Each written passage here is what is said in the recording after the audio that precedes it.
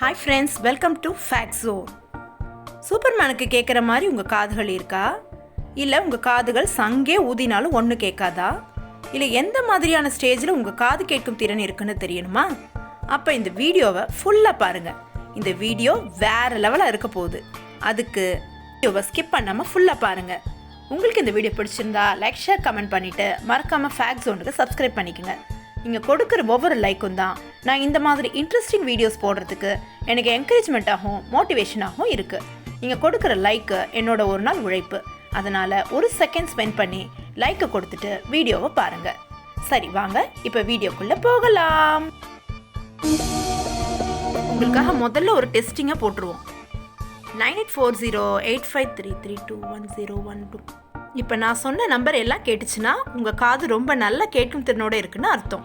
அப்படி கேட்கலன்னா ஃபீல் பண்ண வேண்டாம். வாங்க பார்த்துக்கலாம். மனிதர்களால் 20 ஹெர்ட்ஸ்லேருந்து 20,000 ஹெர்ட்ஸ் வரைக்கும் இருக்கிற சவுண்ட் ஃப்ரீக்வன்சியை நல்லாவே கேட்க முடியும். ஆனால் வயசாக ஃப்ரீக்வன்சி ரேஞ்ச் கொஞ்சம் கொஞ்சமாக குறைஞ்சிக்கிட்டே வரும். உதாரணமாக குருவியோட கீச் சவுண்டு, மைக்ரோவேவ் முடிஞ்சதும் வரும் beep sound, S, H, F போன்ற லெட்டர்ஸ் எல்லாம் கேட்காது. இப்போ உங்களுக்கெல்லாம் ஒரு கேள்வி எழலாம். என்னோட காது கேட்கும் திறன் எந்த ஸ்டேஜில் இருக்குன்னு தெரிஞ்சுக்கணும் அப்படின்னு நினைப்பீங்க. இந்த கேள்விக்கான விடையை தான் இப்போ பார்க்க போகிறோம். இந்த டெஸ்ட் கண்டிப்பாக 100% அக்யூரேட்டாக இருக்கும். செக் பண்ணி பாருங்கள். உங்களுக்கே தெரியாத ஃபன் ஃபேக்ட்ஸை நீங்கள் பார்க்க போகிறீங்க. சரி, ரெடியா? முதல்ல உங்கள் இயர்ஃபோன்ஸை போட்டுட்டு கேளுங்க. காமான இடத்துல உட்காந்துக்குங்க.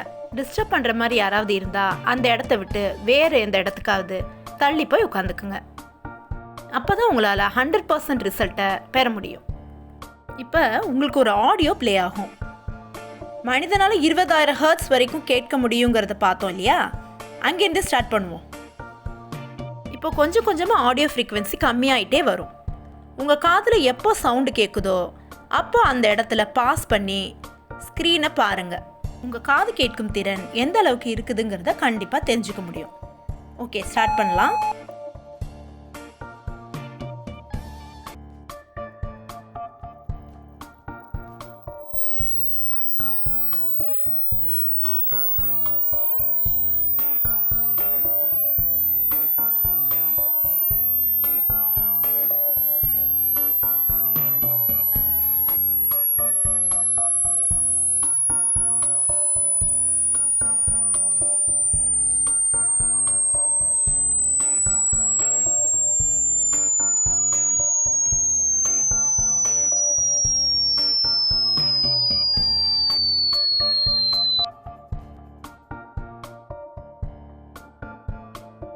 யாருக்கெல்லாம் 15,000 ஹெர்ட்ஸ்க்கு முன்னாடியே காது கேட்குதோ அவங்க காது ரொம்பவே நல்லா இருக்குன்னு அர்த்தம்.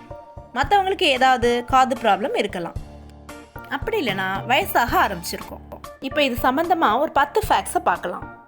நம்ம காதுக்குள்ளே 3 சின்ன எலும்புகள் இருக்குது. Malleus, incurs, steps. இந்த 3 சேர்ந்து சவுண்டை பிரெயினுக்கு அனுப்புது. இதில் ஏதாவது ஒன்று டேமேஜ் ஆனாலும் காது சரியாக கேட்காது. ஆண்களை விட பெண்களுக்கு தான் காது ரொம்ப நல்லாவே கேட்கும். ஆண்களை விட பெண்களுடைய காது ரொம்ப மெதுவாக தான் டேமேஜ் ஆகுமா.